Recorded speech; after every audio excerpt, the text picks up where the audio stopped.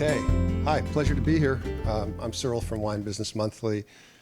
And yeah, we've got a great panel. I'm going to let them introduce themselves, but just really briefly, we're going to talk about sustainable packaging. We've got Sylvia Bronson's the Chief Marketing Officer of Scheid Family Vineyards, which is a major wine company on the Central Coast in California that, she could correct me, but I think they do at least 600,000 cases of their own wine, more than that. But that's just their own brands, and then they do all this private label stuff. They started as growers and then morphed into bulk wine and then into branded wine, and so they're big in three-tier. And J.J. Williams is the general manager of Kiona, and I think people around here know that winery very well because it's been around for 50 years and was first to plant on Red Mountain, which is a very desirable place to grow grapes. And he's third generation, I believe. Yeah. So, and then Herb Quady, whose name I've been mispronouncing for all these years. I finally got it right. We've got Oregon, Washington, and California. He's from Oregon. I think he's got an affinity for Rhone varietals, and he calls his winery Quady North, right? Because his family has a winery in California. We might have been mispronouncing it ourselves, so maybe it is Quady North. I know. Okay. Yeah. Well, anyway, if you haven't heard of them, they do some really cool dessert wines. So. Anyway, as Lisa was saying, I've been following the industry for a long time, and I've seen a lot of changes over time. And, time is sort of elastic, and it goes by pretty quick, and it's been a long time, but it hasn't. And I can remember a lot of these certifications just kind of getting started when I was getting started. I mean, some of them were probably around before. I know a couple of them were. But I remember that Lodi Rules had this workbook, and they converted it into a certification, and then the California Sustainable Wine Growing Alliance came together. It was the California Association of Wine Grape Growers and the Wine Institute kind of wanting to have a big tent and bring everybody in. And here we are. Look at all these certifications there are. And I remember in the beginning, around the time these things were just getting going, I asked a distributor, a guy I had a lot of respect for, big time executive, had been in the business for a long time, had a lot of salespeople under him. I said, so should you put these sustainability certifications on the label? And the guy says to me, well, pedigree trumps sustainability, is what he said. And I was a little bit taken aback. But then I kind of got what he was saying, with a wine label, you really want to be, very deliberate about what your messaging is. You don't want to clutter things up. And this was kind of new at the time. But you fast forward to now, and, it's completely flipped. And even if you're Opus One or your Mondavi or your Silver Oak, you've got multiple certifications, and you may be talking, you might not have it on the label, but you're talking about this stuff with your consumers every chance you get. So the world has definitely changed. And there's a couple new ones on this list. Regeneration, regenified, regenerative organic. That's kind of the new stuff people have been talking about. And there's at least 3 of them. I got 3 of them on this list. And I'm confused by this. I don't know the difference between them. Although Pam Strayer wrote an article for us explaining the differences. So if you go to winebusiness.com, you can find that. And then the other new one that's just on my radar screen now, and it may have been around for a while, but it's this glyphosate residue-free thing. And it's just on my radar screen now because I'm getting press releases about it. Wineries are starting to do it. I got one from Halter Ranch down in Paso Robles did it. And I got one from La Prenda Vineyard Management in Sonoma also did it. Before I tee this up, just a couple thoughts. Now it's not unusual for people to have multiple certifications, and this is an example of multiple certifications on labels. I personally think this is really cool, and I recommend it, but I have no empirical evidence to back that up, so just take that with a grain of salt. But consumers are responding to this stuff. Wine Institute has done some survey research showing that the trade is into sustainable packaging and response to sustainability and lightweight glass. And, they've got some survey data that backs this up that they can share. This is consumer data. Wine Market Council does a study every year, a consumer study. And this is about a year old. This was released, I think, about 1 year ago. This is the headline from our website, Why Consumers Really Buy Eco-Friendly Wines. And I love this quote from Christian Miller, who's the research director for Wine Market Council. So if you want to know more about that, there's an article on our website. You can drill down into that. We're going to be talking about lightweighting glass quite a bit. I think everybody knows that that is a great way to lower your carbon footprint. I just wanted to point out that lightweighting sparkling is also a thing. How many people have heard of the Sustainable Wine Growing Roundtable? Okay, good. I thought it would be more, actually, because this is, you guys are into this stuff. But they're a group out of the UK that put together something called the Wine Bottle Accord. And basically, you sign a pledge to lightweight your bottles. And the recommended guideline they came up with is 420 grams. And they did this a few years ago. So the latest thing is they're working on this project about what should you do about lightweighting sparkling. And now, sparkling is a little bit of a sticky wicket because you don't want to turn your sparkling wine into a hand grenade. I mean, it's under pressure, right? So this isn't finalized, but this is the direction it's going in. And just if you want to know more about it, you can look it up on the internet. They've got a report. One of the things we're going to talk about in this panel is wine bottle reuse. Herb's going to talk about this. I'm really excited about this. This is something I've been following for 20 years, and I've seen 5 companies raise money, buy equipment, and then just flame out. But there's some cool things going on with Ravino. I'm pretty excited about it. They started in Oregon. I just saw a press release last week that they are starting in California in Napa Valley. They also have distribution through a glass supplier called Saxco, which is a huge supplier. So that's really going to give this thing some legs, and I'm really interested to see what happens with this. Cork is a packaging story, and it's a sustainable story, and cork's been around for 500 years, and what's there new to say about cork, right?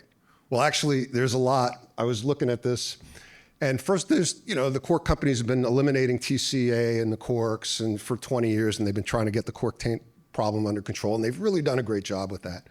But there's actually a bunch of new stuff going on with cork, where they're x-raying every single cork so that they're getting the permeability dialed in so that it's more consistent. And there's new waxes they're using that are like beeswax and all this stuff. And I was really surprised at how much new stuff's going on. Just wrote an article about it. It's in our May issue. I sent it out yesterday with the Daily News, so some of you guys might have seen it. But I just wanted to point out this is a new product that Amram just came out with, new to market, that I think it's cool.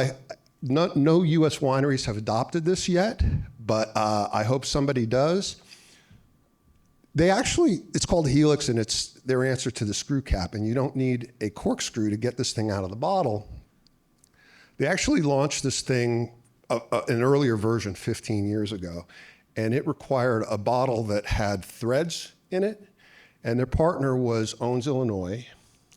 And Fred Franzia, who was the chairman, CEO of Bronco Wine Company, the company behind Two Buck Chuck. Some of you may have heard of this guy.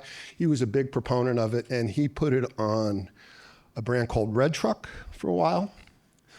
But anyway, this thing just got reintroduced. There is a brand, I'm forgetting the name of the brand, but I bought a bottle in Whole Foods. It's a Chenin Blanc from South Africa. You can get in Whole Foods that has this thing on it. So I just wanted to point that out. And this is something that I'm following, that I'm very excited about. Gallo is the main proponent of this. This is single-serve Tetra Paks. It's sustainable packaging. It's also affordable. It's small sizes. It's portable. They have a sponsorship with Major League Baseball, so I think this thing is going to be in ballparks. Herb pointed out when we were talking about it that this is not an option for small wineries right now. I mean, this is the big guys, Gallo, Delicato, and I think Trinchero are the ones doing it. They use co-packers, and there's a big minimum run. So, but hopefully in the future, this is something that catches on. So anyway, those are just a couple thoughts, and I want to turn it over to JJ now. So.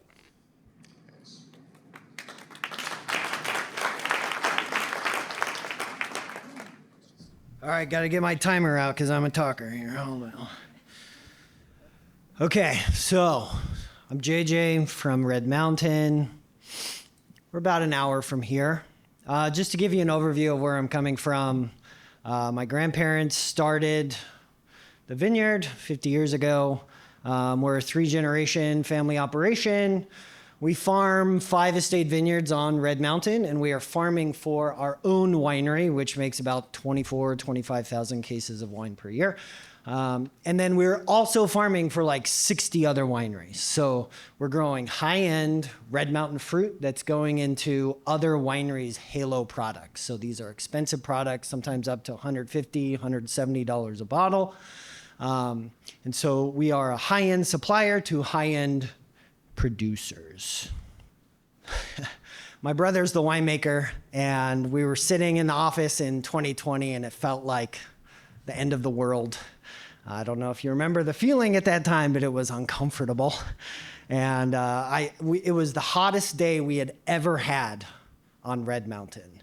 And it's kind of this feeling of like, what can we do?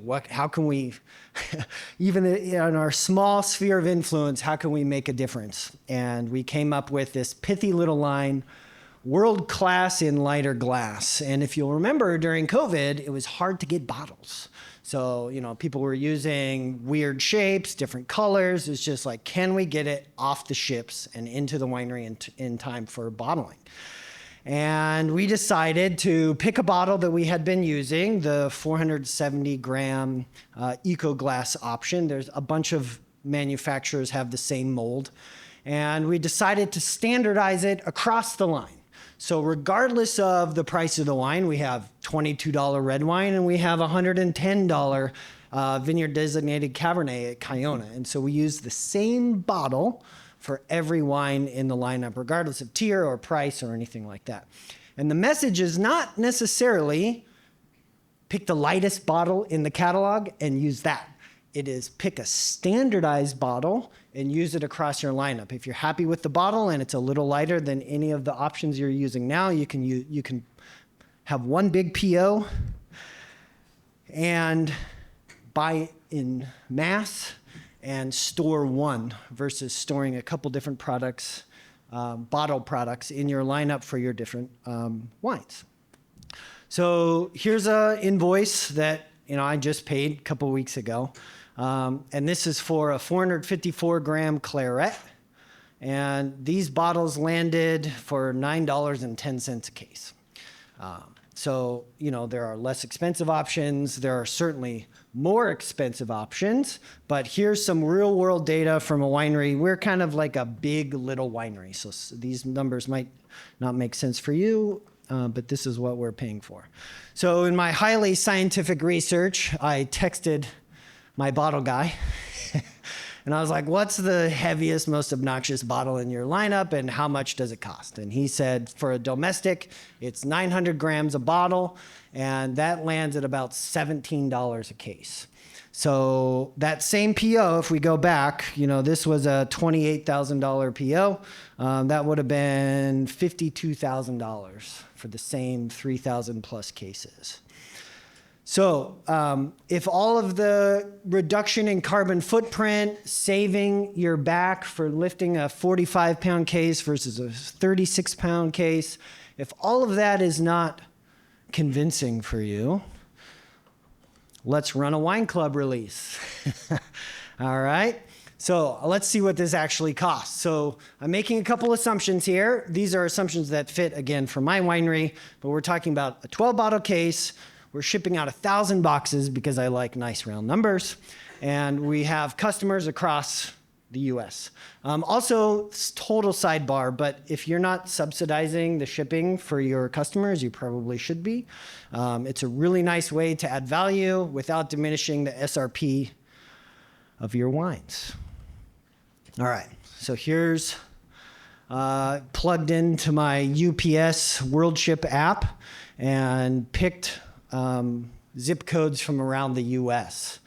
And what we're looking at is basically using a 470 gram bottle, which, is not the lightest bottle, versus that 900 gram bottle that costs $17 a case from Carson. You're looking at a 15% increase in shipping cost on average. So sometimes that's more, sometimes it's less. It depends on how far it's going. This is my UPS ground negotiated rates. So again, that might be different for you, but this is a very real cost that we would shoulder as a winery that does subsidize shipping costs. And if you want to pass that along to your customers and they pay for shipping, that's fine. Every box they order from you is going to be this much more expensive. So what does that look like? So if we're doing, again, 1,000 cases and you're paying $9.10 a case and you're subsidizing $41.20 a case, this release is going to cost you $53,000 to ship out. Just you're paying for the glass and for the shipping, $53,000. Or you can use your heavy ass bottle and you can spend $11,000 more dollars. Okay, same wine, same customers, and I don't know about you guys, but it's a tough time. Costs are going up. Everybody is looking at lowering expenses. And if you're like me, I'm sure you are, you want to lower expenses without compromising on quality. Like you're unwilling to shave costs in a way that will reduce the value or what you're delivering to your customers in terms of what is in the glass. And this is very low-hanging fruit to reduce that side of your balance sheet. So the question is what are you buying with heavy glass bottles, especially in this direct-to-consumer environment? In your club, people already like you. You've already convinced them that they should be drinking your wine. So the tactile feedback mechanism of picking up a big chunk of a bottle, it doesn't make sense in that environment because they're excited to get your box. They already have a positive relationship with you, so you don't need to convince them that you're good. They already know. Here's a little thing that we did. Maybe this video will work. People were like, well, what happens if you lightweight a bottle? Are you going to have more breakage? And the answer is no.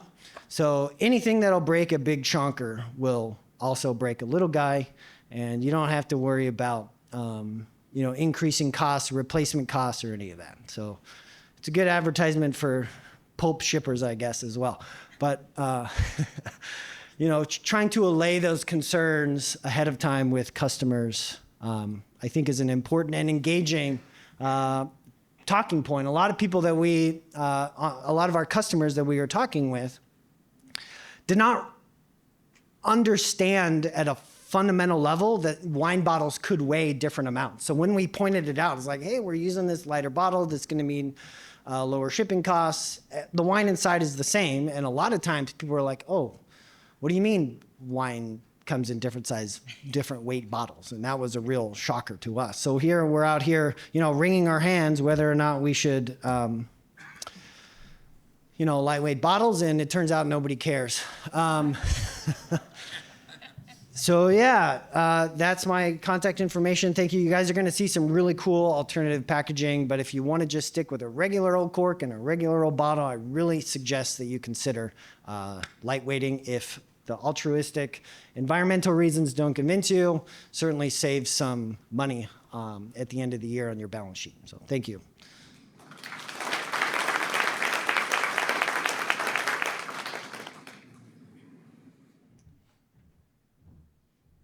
So when we practiced this and we looked at each other's slides, I liked JJ's presentation a lot, and I especially enjoyed his video. And I could replay him dropping it several times. Are they gonna break this time? No, they didn't. Still didn't break. As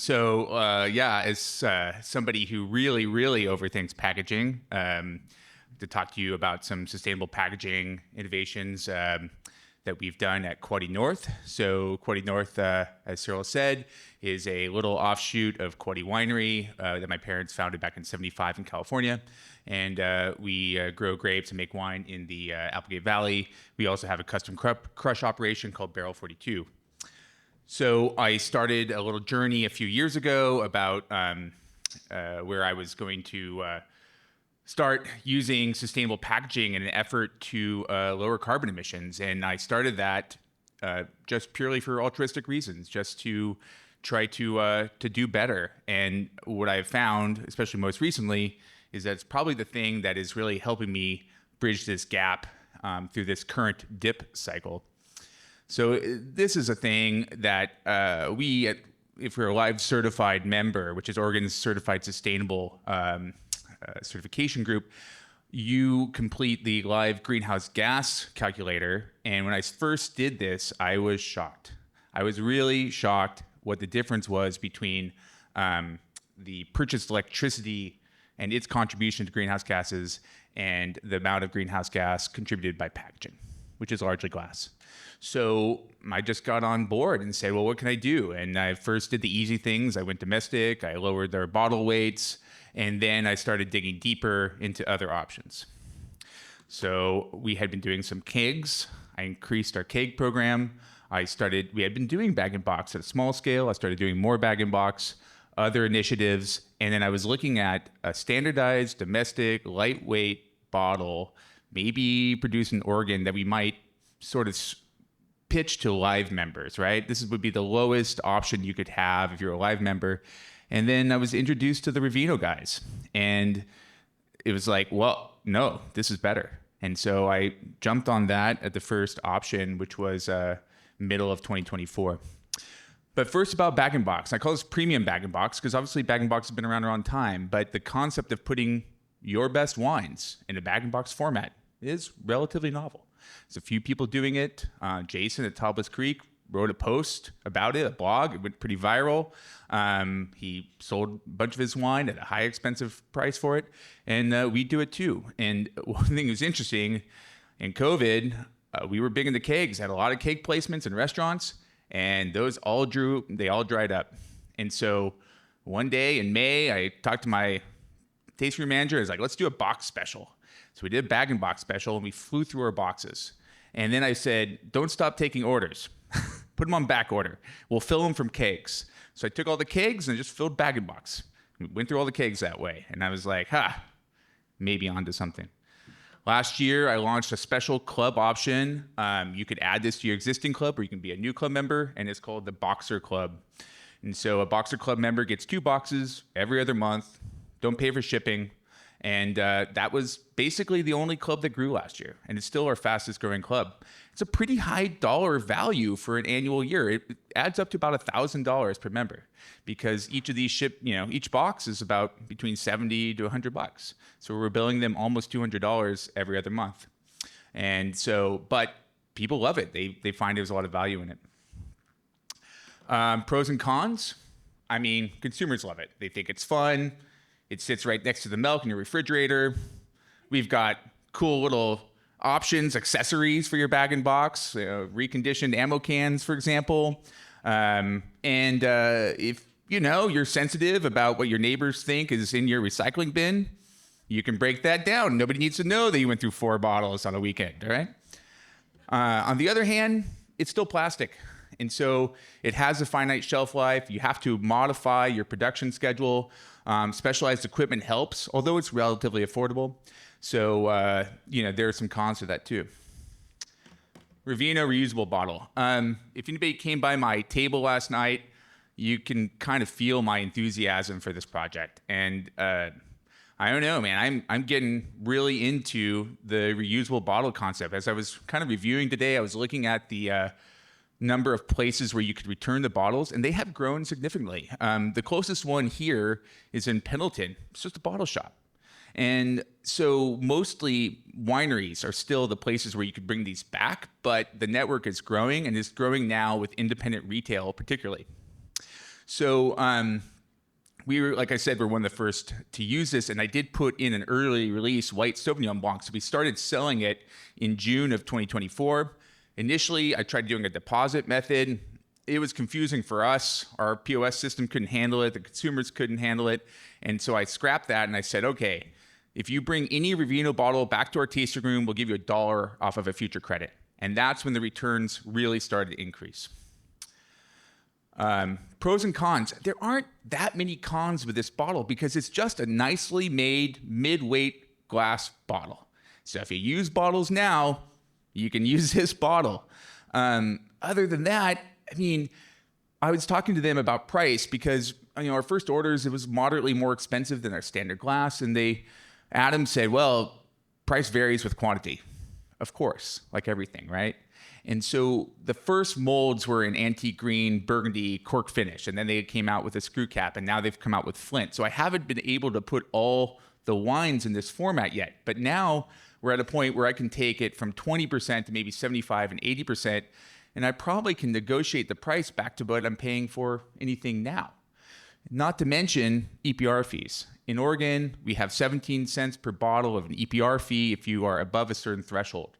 So this is exempt from that.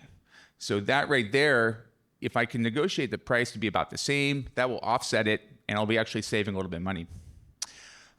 You are asked to use a wash-off glue. And again, we had a practical demonstration in my ice bucket last night. Shocking, the wash-off labels wash off.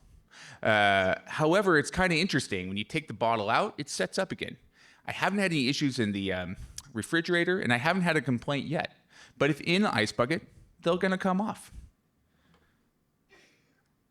So how do I market sustainable packaging? I try to sort of like create an image around my winery with calculated irreverence and also innovation, fun, so forth. So I try to take the same approach to these, right?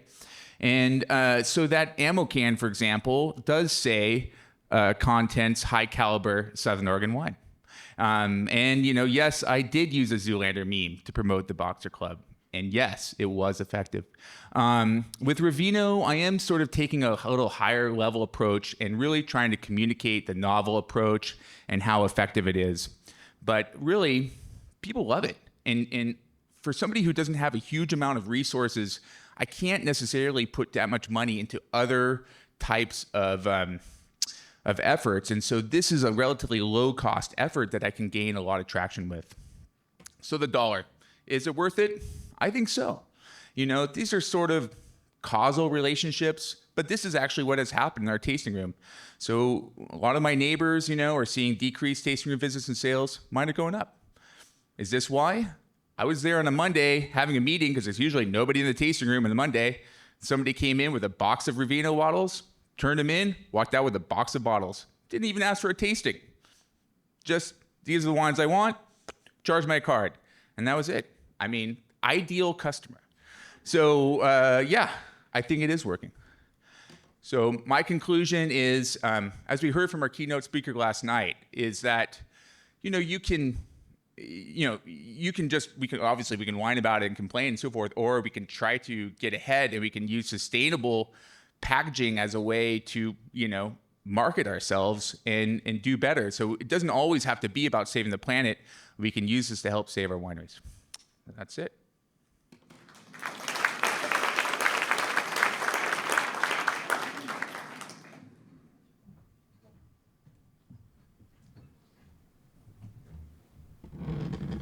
Short person.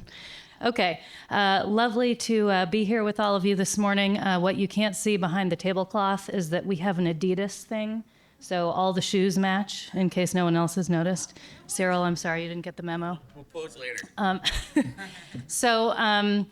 Sylvia Bronson, Scheid Family Wines. I know we sound big, maybe compared to some of the other people in the room, but I think we are like the 25th largest winery in California, so not that big, kind of mid-sized, I would say, but at enough scale that this kind of stuff really matters, sustainable packaging. So sustainable packaging matters for many reasons. I would say one of the things that we have our finger on the pulse of is consumers and them really starting to care a lot more about what goes in their body and also the impact on the earth. So this is very timely for us. So at Scheid, quality, innovation, and sustainability are our core values, and so this fits right in there. So I'll tell you a little bit about who we are, and then I have a couple of sustainable packaging projects to take you through. I apologize if I am talking fast, but there's quite a bit to get through. So quickly about us, still family owned. We've been around for over 50 years. We are a grapes to glass operation. So we have 3,000 acres all the way from the northern Monterey County all the way down through Paso. We are certified across a couple different sustainability certifications and other things, which I'll show you in a minute. We are 100% powered by wind. That's probably our biggest claim to fame if you've heard of us. I like to say we're the largest winery you've never heard of, but we've usually worked with most other wineries around California especially. Our business does everything from custom crush to, custom bottling, we sell grapes to people, we do bulk wine sales, and we also do finished goods. So very interesting, diverse kind of way that we approach the wine business, and that's often why we've worked with a lot of other wineries, because they come work with us in some capacity or another. So the 400-foot tall wind turbine, like I said, is probably our biggest claim to fame. Our winery is in Greenfield, California, which is right between Salinas and King City. So if you drive down the 101 going towards Los Angeles, you'll drive right by us and you'll see our nice big wind turbine. 100% powered by wind.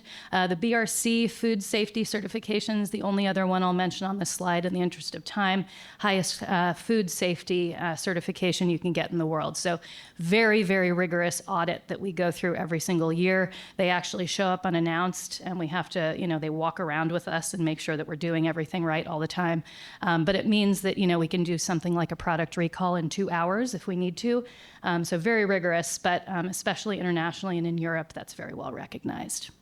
And then just a quick view at our vineyards. So again, 1972 is when we started. All those little dots are different vineyards that we have.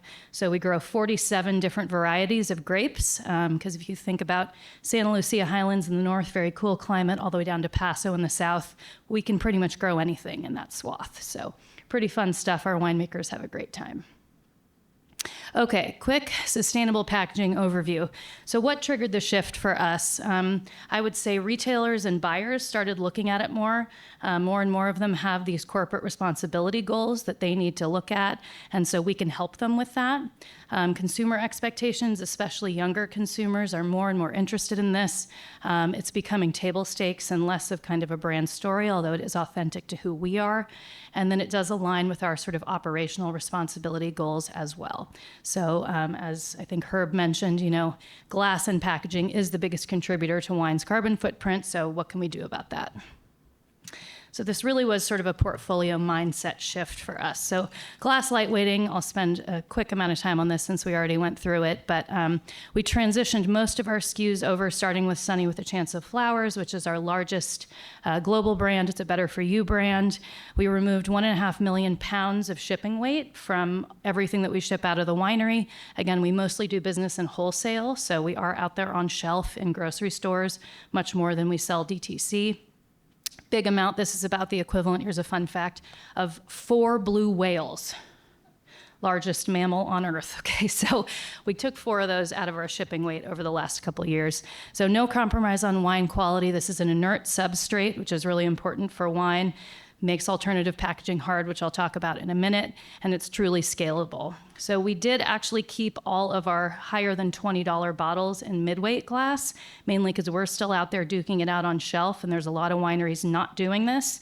And the risk is on shelf, you start to look a little smaller and a little sadder. So, for the $20 plus bottles, we did keep them in mid-weight. But even with this, we did quite well, reducing, sort of the shipping weight. And then our average cost savings was about 45 cents a case, which again is meaningful in a distressed market where our margins are getting pressured. And the buyers didn't really have an issue with it either. We do a lot of private label business, so they were on board. Okay, Hoxie, a dry wine spritzer. So this is the third wine brand I've tried to put in cans. First one at Scheid. And really we wanted to test an alternative format, really cool authentic maker story with a chef from Los Angeles. And he kind of came up with this concept in the back of the kitchen one day and then put it in a can, and we were working with him. So unfortunately, it was bad timing. We launched it in a declining market. Extremely short shelf life on cans because it is not an inert substrate. High acid in wine eats through the plastic liner of the can, and then you can get off notes. So you really have to watch, sort of your supply chain and how quickly you can get it out there and get people drinking it to make sure you don't get off notes in the wine. So that's a risk. Big competition in cans, we all know, coming from RTDs and lots of other sort of products that are out there that are duking it out with wine in sort of the single serve format. I really want to solve for this. So if anybody wants to brainstorm later, please come find me. I still think this is something we need to solve for in this industry.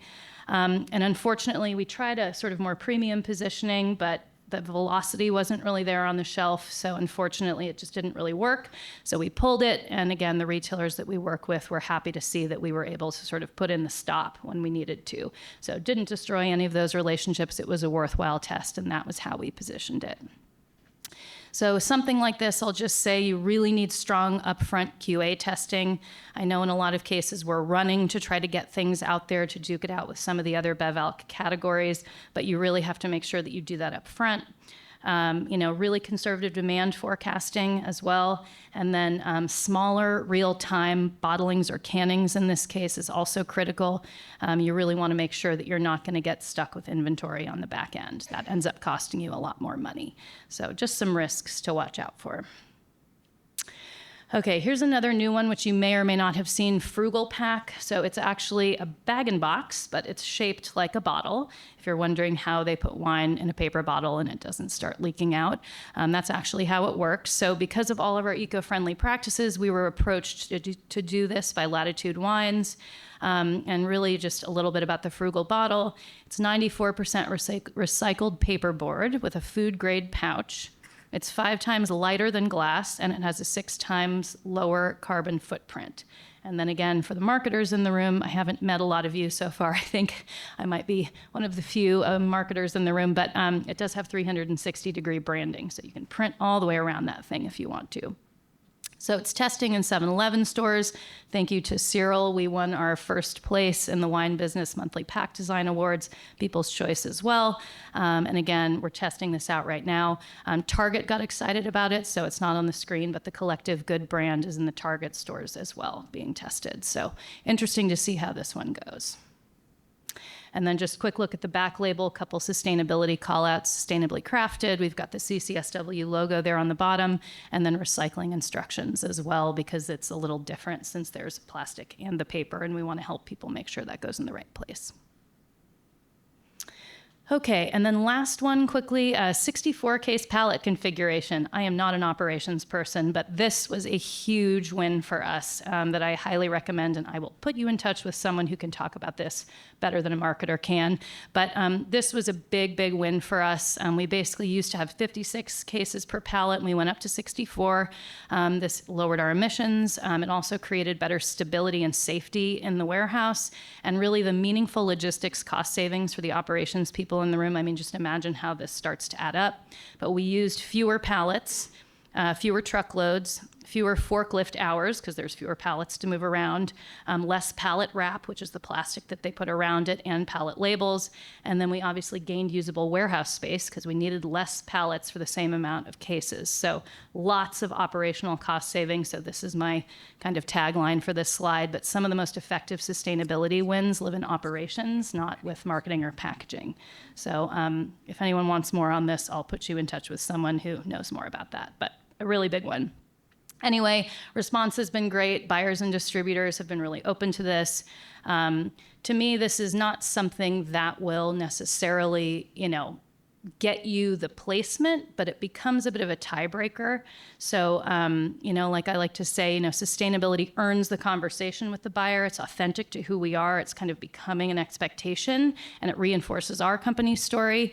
But really, quality in the bottle, value for the price, and then execution in the actual store, again, when you're in wholesale and out in the retail world, really is what closes the deal. So this is still an important piece of it. So again, something to think about. And again, consumers are responding more to it as long as the value and the quality are there. And for consumers, you just have to make sure that the packaging doesn't create confusion or friction for the way that they're already buying or drinking the product. So closing thoughts, the most effective packaging and certification strategies really scale well across portfolios and channels. Again, in our business, we can't have a lot of complexity doing many different things. It has to be scalable and operationally less complex. Has to protect our margin. Again, that's getting a lot of pressure from a lot of different places right now. So anything we can do to offset that really helps from a business sustainability standpoint. And obviously reducing the impact on the environment is part of our core values as well. And it has to align with how consumers actually buy and consume the product. So key takeaway, I don't really think there's one size fits all for all wineries, but I do think that there is a right fit strategy depending on what your business is and who you're trying to go after.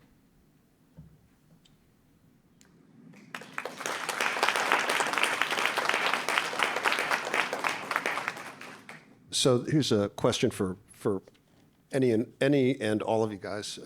So how's the conversation changed over time with retailers and distributors when it comes to sustainable packaging? You want me to take that one? Sure. Chief Marketing Officer. Oh, God. Goody. Yeah, it's an interesting one. So I did ask my salespeople about this, and I would say that yes, again, with the corporate responsibility goals that are becoming bigger, as the retailers, need to kind of signal this to their consumers as well, I would say it's more at the forefront. As I said, though, it's a little bit more of what I'll call a tiebreaker. So it kind of can get us a seat at the table because we can meet those corporate sustainability goals that they're looking for. But if the wine is bad or you can't execute on the programs that they need, it's never going to work. So if anything, it earns you the conversation, like I said, and it becomes a tiebreaker in the decision. What I see in the three-tier market is a lot of finger pointing. So we go to the distributor and tell them, hey, all the wines are in this lighter glass, regardless of price. And they're like, well, consumer expectation is such that your higher end wines need to go in heavier bottles because that's what consumers expect. And so that's us on the supplier side pointing across the table and saying, customers expect this. And I think we need to look in the mirror because collectively as an industry, we have been putting our high-end wines in heavy-ass bottles.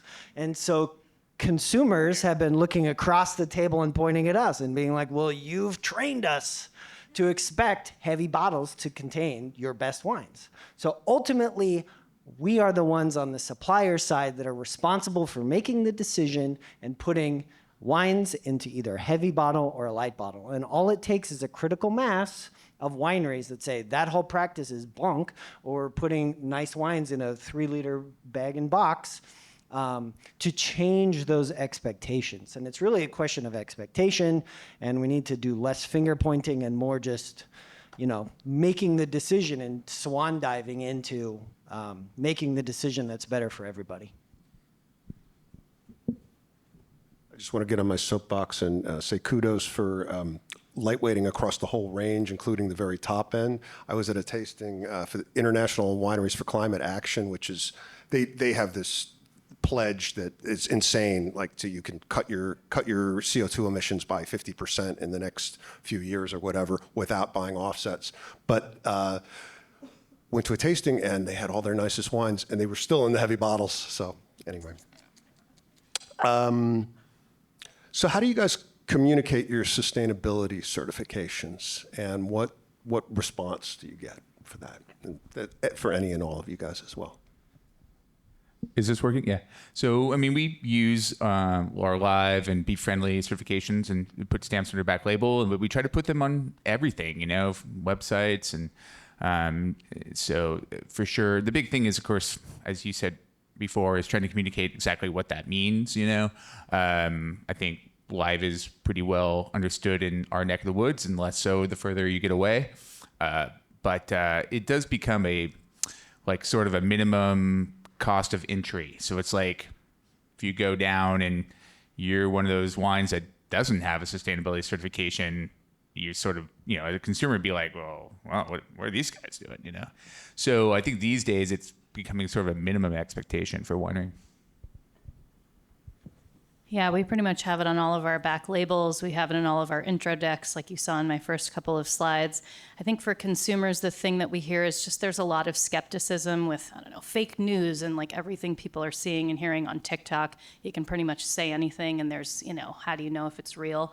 So to us, I think the certification really just becomes that validation by a third party that what we're doing is actually happening. So that's kind of how we use it.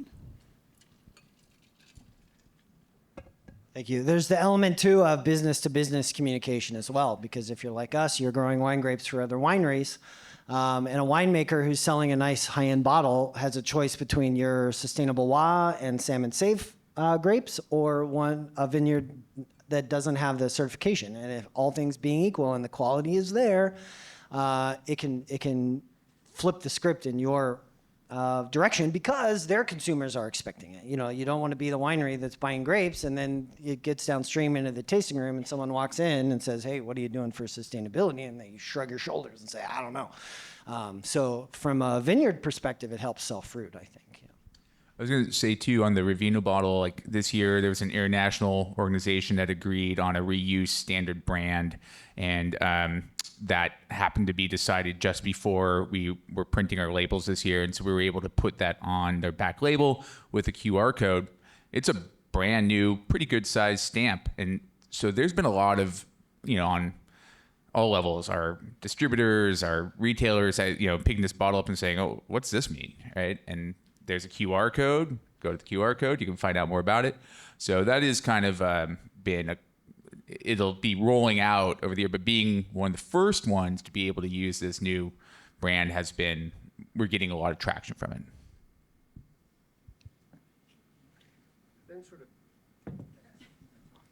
Does this work? Yeah. Then looking ahead, what do you think is going to make a difference in the next few years, with retailers and trade? What do you think people are going to latch onto and is going to resonate in the future?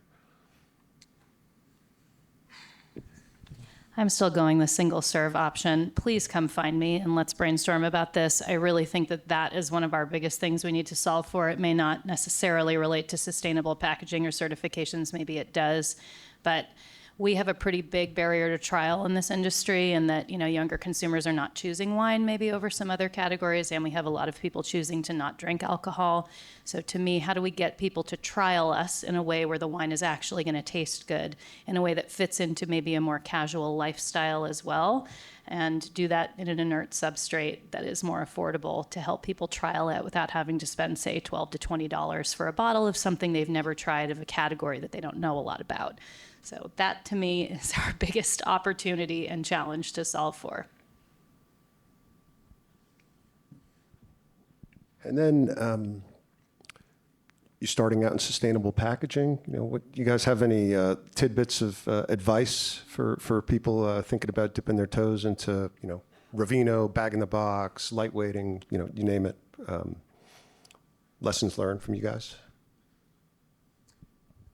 Well, as far as the Ravino project goes, one of the things that helped us was we do custom crush. And so I was able to convince a lot of our custom crush clients to try this as well. And then they all have tasting rooms. And so it's like we could go from 0 to a half dozen places where you could return these bottles relatively quickly. And so we started, creating this little reuse ecosystem in Southern Oregon in a relatively small community.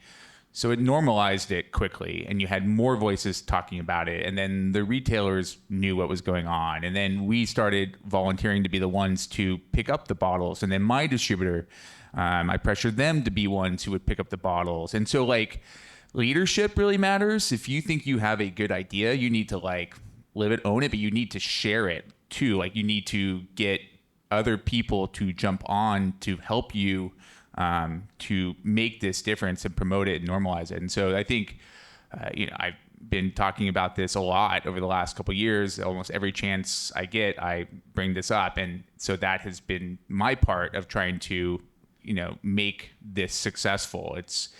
Cyril brought up the, failed efforts, and it was kind of sad, and I don't want this to fail. So I'm going to try to do what I can to make it successful.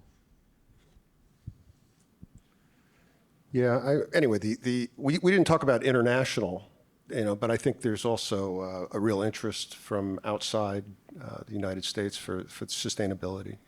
Yeah, I guess I'll chime in on that. We used to have a pretty large export business. Obviously, it's been a bit challenged with some of the political situation and the tariffs. So, more shifting market dynamics for us. But yes, I would say the sustainability viewpoint, especially in Europe, is much more mature than I would say this country. So we actually do quite a bit where we'll ship bulk wine over to Scandinavia and then they bottle it there, which is not only better for the planet, but they also, have subsidized glass and lightweight glass and those kinds of things there. It also protects the wine quality because it's, in the whatever the packaging is for less time. Obviously, glass isn't an issue. In my former life, when I put Kim Crawford in a can, that helped with shelf life because we could get the wine from New Zealand here before putting it in the can to start that clock on the short shelf life, later. But the other thing too that I've been reading a lot about is I don't know if anybody else has heard of this brand called Quby, which is Cubi, but in Europe it's huge, and so bag and box, these 1.5 liters, is actually a much more accepted format than it is in the U.S. And I guess one of my hopes potentially is kind of what we saw happen with screw caps, 10, 15 years ago, where they were seen as lesser than in terms of the quality perception, but actually for a lighter aromatic white, it keeps all those lovely flavors and aromas in the bottle. And so New Zealand and Australia really kind of pushed that. And now you see most of our, aromatic whites in those formats too. So I guess I'm hoping that bag and box, sort of first mover in Europe starts to, gain traction here, just because, again, I used to work on Peter Vella in another former life, which is a 5-liter bag and box, much more affordable product, but it lasts a really long time. The oxygen transfer ratio is much smaller, and so you can keep it in your fridge for a month and it still tastes good. So you can have one glass a night and it still tastes good, and it also reduces packaging and it protects the wine quality and. So I guess I'm hoping that I see that from Europe start to come here as an accepted format more. Can I add real fast? So there's an element in Scandinavia, if you're trying to scroll through the tenders and decide which one to apply for, bottle weight is in the tender requirement. So if you're going to put your wine in a big chunk, it's not gonna go through the process. Another thing, just as a tip of the cap, any discussion on sustainable packaging, we need to mention Jancis Robinson's initiative in calling out big naughty bottles. I think she calls them B&Bs in the review, which is nice. And actually, Washington Post has been doing this as well for the last couple of years. So there's some downstream wine publications that are really starting to pay attention to this and call this out. And you don't want to be, you don't want to have a nice review, but then have the but review at the bottom where it's but this thing that's bad. We don't like but reviews, so. Yeah, they call that bottle shaming.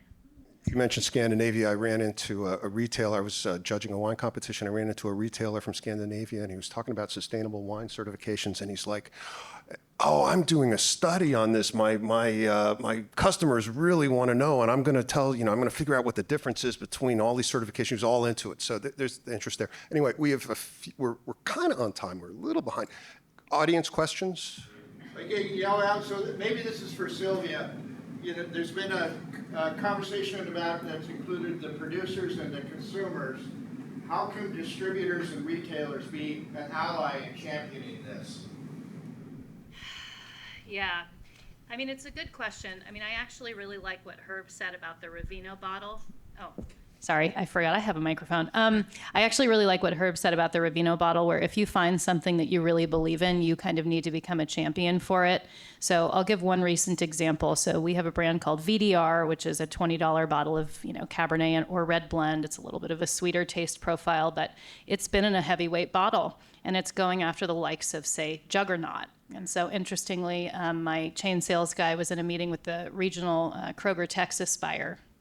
And he's looking at all of these bottles. What was the other? It was like Freak Show, Juggernaut. I'm going to forget the fourth one.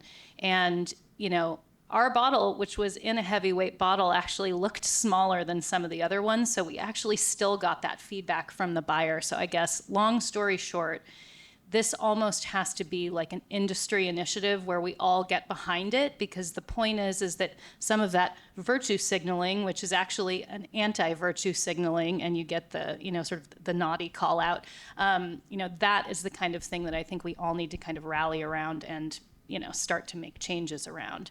So that's kind of what I would advocate for, but it's hard because you have to be the first one to do it.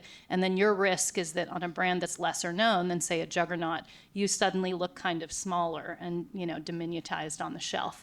So it's a challenge, but I do think it's something we have to take on as an industry. What's that phrase? Small is beautiful, Jamie? There you go. Right. Or the best things come in small packages. Maybe we need a campaign around that. That's a great idea. Right. And actually, there was a fellow who proposed the opposite: big is ugly, stuff like that. So, but anyway, if you want to go hard at it. It's a question for Herb. If I'm doing the numbers right, you basically got people to commit to doing a 4 case a year wine club, and you got growth, which sounds quite rare and special in these times. Can you share how you made it easy for people to buy into the sustainability, the messaging, that commitment? And also, I'm curious, I've heard people talk before about, lower price but more consistent subscriptions. So people feel like it's a lower barrier to entry because, hey, it's a smaller hit in my credit card every month. So can you share a bit of how you got that momentum going and what's the feedback been from the people who are in the club? So it is sort of a subscription model because it is more frequent, and you can choose what you want. But I think I marketed to our wine club, and we talked about half of the members added this to their current wine club subscription. The other half were new. Interestingly, I did a talk about generational trends in the wine industry, and I brought up alternative packaging. And I did a little research, and of the people who were new, who only added Boxer Club but weren't current members, the average age was 42. People who added, who were members and added that, their average age was 58. So you could say, and this is small sample and early on, but younger people like this better as an option than the Bottle Club. Why is that? It's a good question. I think they kind of thought it was cool and they bought into the concept, and they weren't hung up on boxes versus bottles, which might just say something about the younger members. And we've added actually 20 members in the last month. I did do a big promo, and I said, all right, join now. You can pick one of 2 boxes for $1. So in other words, take your shipment, which is 2 boxes, which would cost you $180, and you could pick either Sauvignon Blanc or a red wine blend, and we'll add it for just $1. My cost on those, they were about $24 each. So, I mean, what did I do? I gave a 10% additional discount, a 15% additional discount. Again, to me, that's not that much to give on getting up somebody who's going to spend $200 every, almost $1,000 a year. So over $1,000 a year, I guess.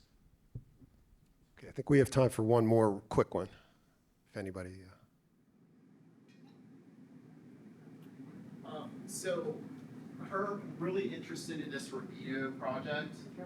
Can you walk me through the process when someone does bring a bottle back? Like, what's that look like from getting the bottle back from the customer? Yeah. How's that work? Yeah, this is the one, con is there is some storage. Ravino has been good about picking it up frequently, but basically somebody comes in with and they usually are bringing them in at least 6 and often 12 at a time. So we ring up what do you want? And they usually are buying at least 6 and sometimes 12 more. So we ring that up, and at the end of the transaction, I just apply credit. Just say -6, -12. however many they brought in. Then the boxes we have at this time, you know, if you're in a tasting room, you're sort of a net box generator. So the extra boxes that we have, we just start refilling them with the bottles. There could be a time when we may have to obtain extra boxes for this, but at this point we have enough extra boxes. We store them and palletize them at 56. So standardization can be kind of important. We just palletize them at 56. We can stack them 3 high. And then Ravino shows up quarterly and they collect them all. And we're a regional hub. So our neighbors who use Ravino bring me their boxes and we stack them and send them back. Sylvia, JJ, Herb, thank you so much. This has been great. We'll continue the conversation.